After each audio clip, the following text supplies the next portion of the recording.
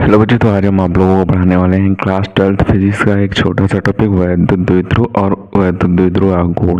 तो ये छोटे से टॉपिक हैं जो कभी कभी आपके एग्जाम में पूछ दिए जाते हैं। तो ये जो टॉपिक है विद्युत आवेश तथा क्षेत्र वाले चैप्टर से लिए गए हैं। क्लास 12 फिजिक्स का जो पहला चैप्टर है वैद्युत आवेश तथा क्षेत्र, उसी चैप्टर से लिए गए हैं।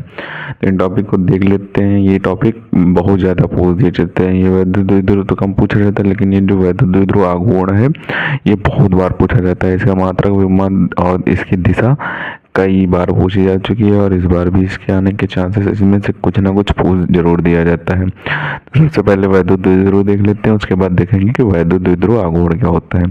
तो वैद्युत द्विध्रुव की यहाँ परिभाषा दी हुई है कि दो समान परिमाण। अब परिमाण क्या होते हैं? जो सेम चीज होते हैं। क्यों जो होता है वो परिमाण होता है। तो दो समान परिमाण तथा विपरीत प्रकृति के आवेशों को एक दूसरे से अल्पतम दूरी पर रखने से प्राप्त निकाय ही वैद्युत द्विध्रुव कहलाता है। यानी कि कोई एक बिंदु है, यहाँ पे प्लस क्यों हमने ले लिया और ये इससे थोड़ी दूरी पर हमने माइनस क्यों ले लिया। तो यहाँ पे दो समान परिमाण हो गए। अब परिमाण इनमें से किसको बोलेंगे? तो यहाँ पे जो क्यों होगा उसे परिमाण बोलेंगे। तो ये समान परिमाण होंगे और विपरीत प्रकृति, यानी कि ये प्लस है और ये माइनस है, तो प्रकृति विपरीत हो जाएगी। विपरीत प्रकृति के आवेशों को एक दूसरे से अल्पतम दूरी, इनके बीच की दूरी हो जाएगी 2l।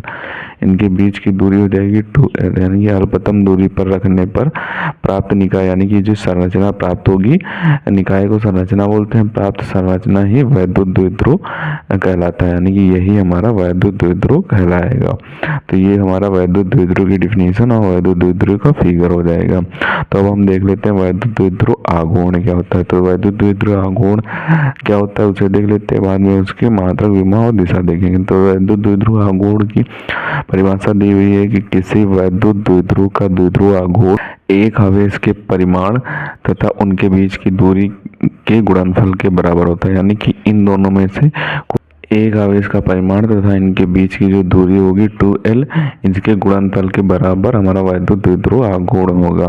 तो यही इसकी परिभाषा दी हुई है कि किसी वैद्युत द्विध्रुव का द्विध्रुव आघूर्ण एक आवेश के परिमाण, यानी कि कोई भी आवेश ले सकते हैं, प्लस क्यू माइनस क्यू को भी लिख सकते हैं, तथा इनके बीच की जो दूरी होगी 2l, उसके गुणनफल के बराबर होता है। द्विध्रुव आघूर्ण उसके गुणनफल के बराबर होता है। और ये जो वैद्युत द्विध्रुव आघूर्ण होता है इसे P से डिफाइन करते हैं, यानी कि P से दर्शाते हैं।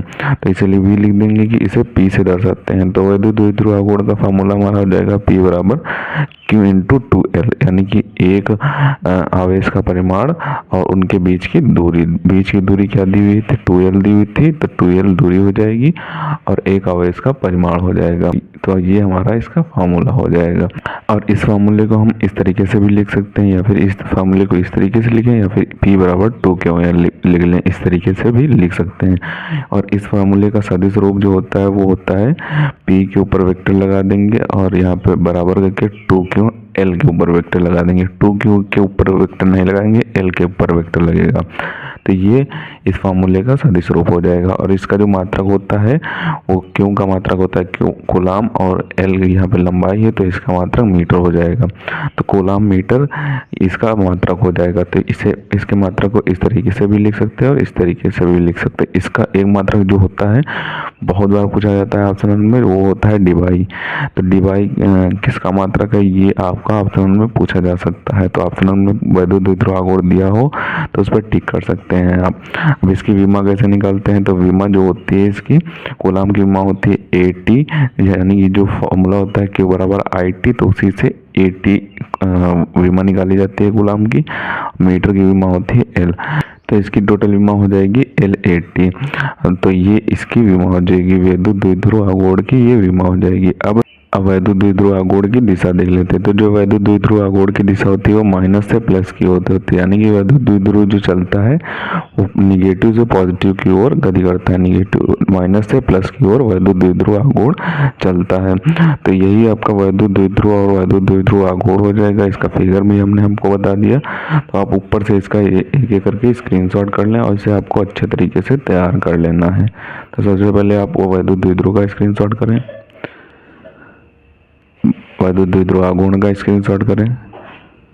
और जो वैद्युत द्विध्रुव आघूर्ण के फार्मूले दिए उनका स्क्रीनशॉट करें, और जो दिशा और विमा दी हुई है इसका भी स्क्रीनशॉट कर लें। तो इसे आपको अच्छे तरीके से तैयार कर लेना है। मोस्ट इंपॉर्टेंट है वैद्युत द्विध्रुव आघूर्ण, तो मोस्ट इंपॉर्टेंट होता है ये वाला। तो मिलते हैं किसी नए वीडियो में नए टॉपिक के साथ, तब तक के लिए धन्यवाद। और अगर अभी तक आपने हमारे चैनल को सब्सक्राइब नहीं किया तो प्लीज़ सब्सक्राइब जरूर कर लें, क्योंकि हम इसी तरीके से क्लास 12 से रिलेटेड इंपॉर्टेंट टॉपिक पर वीडियो डालते रहते हैं।